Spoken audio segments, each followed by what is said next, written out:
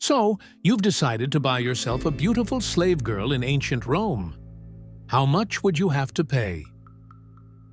Imagine, you're a Roman citizen in the 1st century AD. The moment you step into the slave market, the dealer instantly sizes you up. Your clothing says everything. A toga with a purple stripe? You're a senator or magistrate. A plain tunic with the ring of an equestrian. Noble, yes, but maybe not rich. And if you walked there on foot instead of being carried in a litter, the seller knows you're not exactly swimming in gold.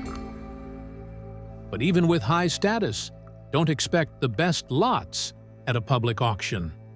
The most valuable slave girls, young singers, musicians, or girls skilled in flute and lyre, could cost up to 100,000 sesterces. That's about 25,000 denarii. Such treasures were usually sold privately, directly on a villa. Why? So their new owner could boast about this exclusive purchase at a banquet. A simple woman of middle age, fluent in Latin, might cost around 1,500 denarii. These slave girls worked as servants, cooks, wet nurses, household helpers. If she had a special skill, hairdressing, cosmetics, manicure, that would be proudly written on a tag attached to her clothing. But talent, beauty, and health raised the price dramatically. A flautist could cost 4 times more than her untalented peer. Light skin and fair hair were considered more valuable than darker looks, and physical health mattered just as much. White teeth, smooth skin, and a strong body could make the difference between a cheap servant and a luxury purchase. The ideal age? 14 to 16. Younger than that was considered risky. Older than that, the value dropped. Market conditions also mattered.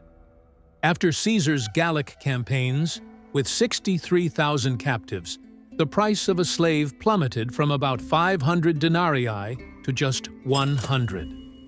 Soldiers returning from war sometimes sold their unwanted captives for even less. Origins made a big difference. Greek girls were the most expensive. Educated, able to teach children Greek, the language of culture and learning. Many were freed after 10 to 15 years. Egyptian women who spoke Latin were also highly valued. Syrian and Asian girls were prized for obedience and hard work. The least desirable? Cretan girls, mocked as frog tricksters, and those from Corsica or Sardinia, feared for their rebellious temper. And at the bottom of the market, slave girls from the so-called Barbarian provinces, Scythia, Gaul, Germania, Britannia. Despite their striking looks, especially the blondes, Romans saw them as wild, untrainable, and only fit for the poorest households, or the most extravagant aristocrats, who sometimes bought them just to harvest their golden hair for wigs. So, whether as a luxury entertainer or a cheap servant, the price of a Roman slave girl said as much about status, fashion, and politics as it did about the girl herself. Now tell me, if you were shopping in the Roman Forum, what kind of slave girl would you be looking for? If you enjoyed our story, give us a like and subscribe to the channel so we don't suddenly disappear from your recommendations feed. See you in the next episode.